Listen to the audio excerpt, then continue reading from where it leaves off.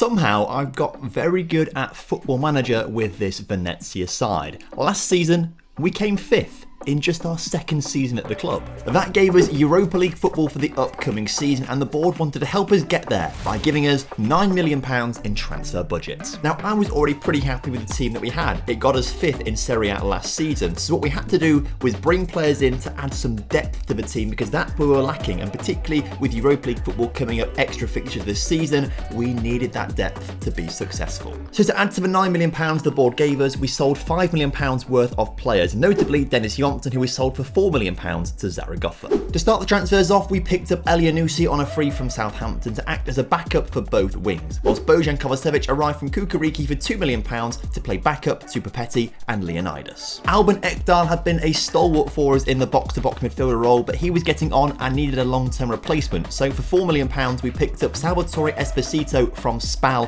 who were in Serie B. Also, following a couple of our backup keepers' contracts running down, we signed Ivinka Avusic from Osijek, who later became our affiliate club for £800,000. We then noticed a guy called Leonardo Cernicola, who is a wing-back on both sides of the pitch and had a perfectionist personality, so we picked him up on a free to act as a backup player, but also as a tutor for some of our young players with his great personality. But the biggest move of the transfer window for us was £4.5 million for Cyber Os, who of course I will be exclusively pronouncing as Cyber Ass, which if you think about it is probably the name of a very dodgy website somewhere. Finally, one for the future, Pericles Santos joined from Maritimo for £700,000 with 5-star potential and goes into the youth team as we look to start building teams for the future. And so with not many changes to the first team, we got the league season underway and continued exactly where we finished off at the end of last season.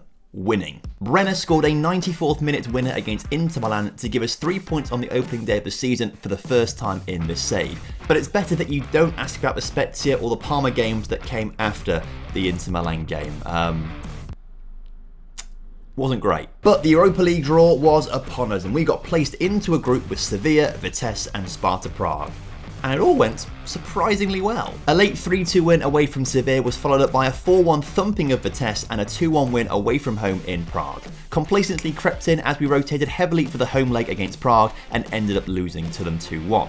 Luckily, the same mistake didn't befall us away to Vitesse. A 2-0 win with keeper Grabara scoring a penalty set us up nicely for a 3-3 draw with Sevilla at home to top our Europa League group and advance to the second knockout round. And if you thought that was good, well, things were going even better in the league. We only lost twice before December, and somehow we'd picked up enough points with wins over teams such as Genoa, Atalanta and Udinese to sit top of Serie A. Things were going amazingly well, so much so I asked the board for some extra transfer budget, and they actually gave it to us, giving us £10 million to spend in January, which we spent 9.25 on, triggering the release fee clause of Rooney Bargi from Copenhagen. Seemed like a very decent signing for a young wonder kid coming in to the club. So we were on top of the world, having a great time, but the FM gods thought, Tom, you're not being humble enough.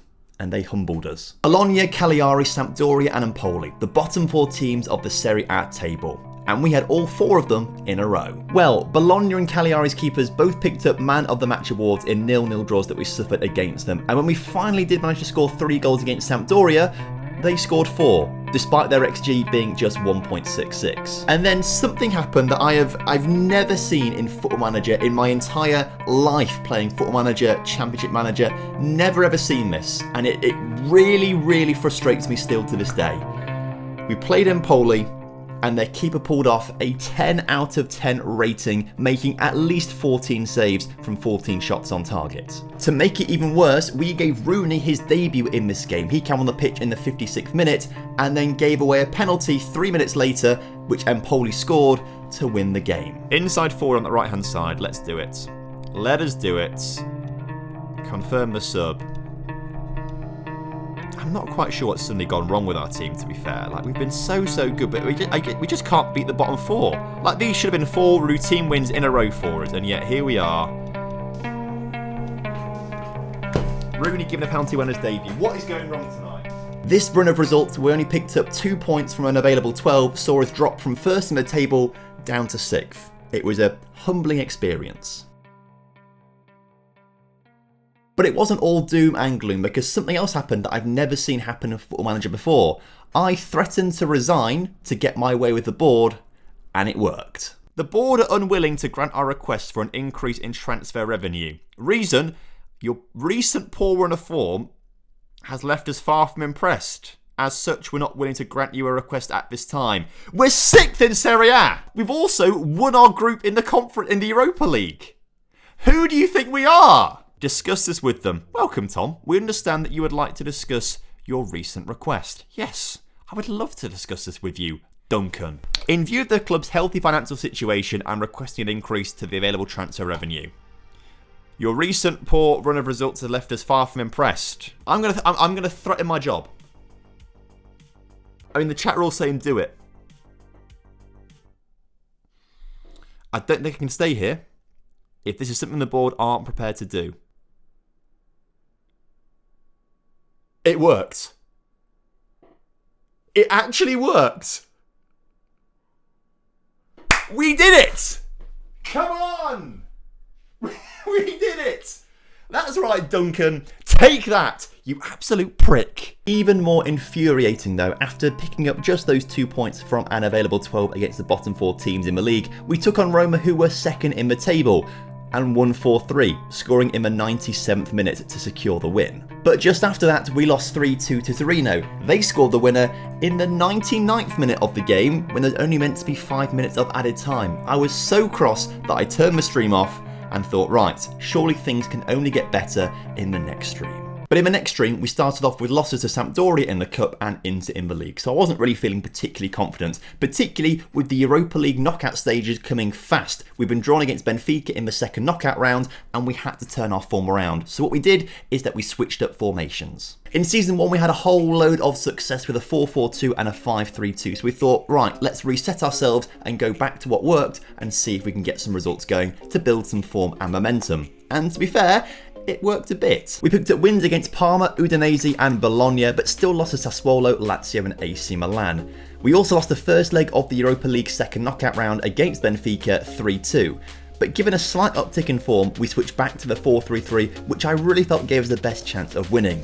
And it did, as we recorded our biggest win of the season, 6-0 in the second leg at home against Benfica, which we even followed up with a 3-1 win over Juventus in the league just afterwards. But the indifferent form had hurt us, and we now sat outside the league's European places. And with a cup final between Torino and Sassuolo to come, both of whom hadn't finished in the league's top 7, meaning that if we wanted European football, either we'd have to win the Europa League or hope in our final 8 league games of the season, we'd have to pull off some sort of miracle to finish in the top 6. So in the last stream of the season, we fired things up and started things off against Galatasaray in the quarterfinals of the Europa League. Guess what I've got? Just a nice little Galatasaray top, and hopefully that's going to bring us some good luck somehow. Where we won 7-1 on aggregate. We then picked up 10 points from an available 12 as we beat Bologna, Genoa and Cagliari, and our only slip up being a 1-1 draw with Fiorentina, their equaliser coming in the 94th minute. Very painful. The Europa League semi-finals pitted us against Italian rivals Inter Milan, and the first leg went amazingly well as we swept them aside 4-1 as Inter were having a pretty poor season domestically. Somehow in the second leg going to the San Siro, we never looked like losing. We drew 2-2 and that put us into the final of the Europa League. Winning the Europa League, of course, would give us some Champions League football next season, so we had a chance of getting a really good qualification for next season. But of course, we couldn't bank on winning the Europa League. We had to do the job in the league as well. With 4 games to go in the league, we found ourselves in 7th place, and this wasn't enough to guarantee European football as 8th place Sassuolo won the cup, taking that Europa League place away from 7th. Our rivals Atalanta, who had a tough run of fixtures, taking on 3 of the league's top 6, were ahead of us in the table, but we couldn't rely on them losing. We had to win our games. And we didn't make things easy for ourselves. Despite a win against Roma, we drew to Empoli and Sampdoria. Heading into the final day of the season, we had to beat Torino, and we had to hope that Juventus held Atalanta to a draw or beat them. We cruised to a 2-0 victory, and we kept an eager eye on the Atalanta game. The game stayed 0-0 for 90 minutes, and the pressure was really getting to us as we just kept watching out for their results. And suddenly, it stayed 0-0, and luckily for us, we overtook Atalanta on the final day of the season, coming 6th, guaranteeing us at least some form of European football in the next season. 6th place. 6th place, and I tell you what, after that abysmal, December, January, February, Oh my word, I did not think we were going to get anywhere near top 7 football, and yet we've just snuck in there.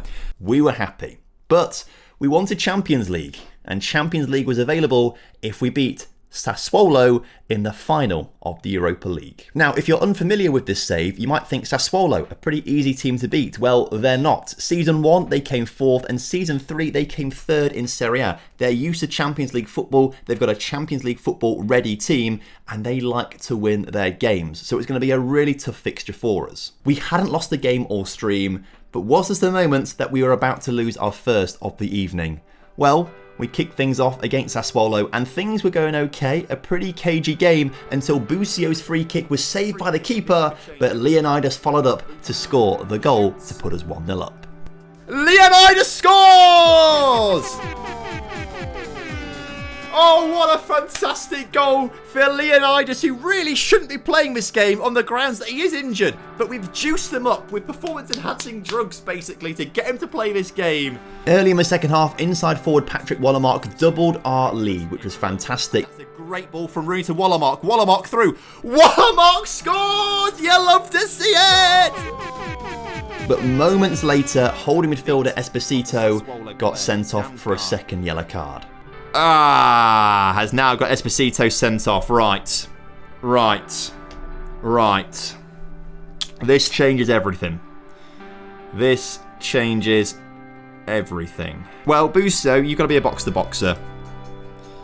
Siver, you need to be a deep-lying playmaker. So they're dropping back a little bit. Let's get Ramazani off. And Elianusi comes on as a inverted winger on support, and we'll have Wallermark as that more inverted winger on attack, just to have a little bit of an attacking outlet down there. But we've got to be careful here now. Let's drop the tempo a little bit. Let's slow the pace down a little bit. All the work we put in across the season, all the hard work in the Europa League to get to this final, was it all about to be thrown away by Esposito? Sassuolo were on the attack. They had an incredible attacking line of Scamacca, Thiago Almada, Damsgaard and Berardi, and they looked lethal, but they overcommitted, allowing Saivaras to play 2 incredible passes forward to Wallermark, who eventually went on to make it 3. Like that, what a pass from Saivaras. Wallermark with time and space to give it to Saivaras, to get it back, and Wallermark, oh my word, makes it 3 despite being a man down. 25 minutes to go! And has Wallermark just won us the Europa League? After that, we parked the bus, never allowing Sassuolo a chance to get forward, and we lifted the trophy. Europa League champions and heading to the Champions League for the Motherlode. Only got a 1. The Europa League! You love to see it! Champions League football comes next season. Oh my word! What a run! What a run we went on! And look at the boys. They're there, celebrating. Fantastic stuff. Actually, £30 million. That's what the board has given us for the transfer budget to prepare for the Champions League. And so after an abysmal middle part of the season where all hope was gone and everything looked terrible, we actually had a very reasonable season. Now, we didn't get as many points as we did in Season 2. We were 7 points off our Season 2 total, but we did finish 6th place, which was only 1 place lower than we finished this season before. So for me, I was pretty happy with that. Obviously, the real success, though, was in the Europa League. Winning that is phenomenal. It really helps us out in terms of reputation and allows us to bring some even better players in for next season to take on the Champions League. And if you want to see how we get on in the Champions League, you can watch the entire journey live on Twitch. A link down in the description to my Twitch channel. Go follow me over there and you get notified every time that I go live with Venezia. Hopefully, we'll see you there soon.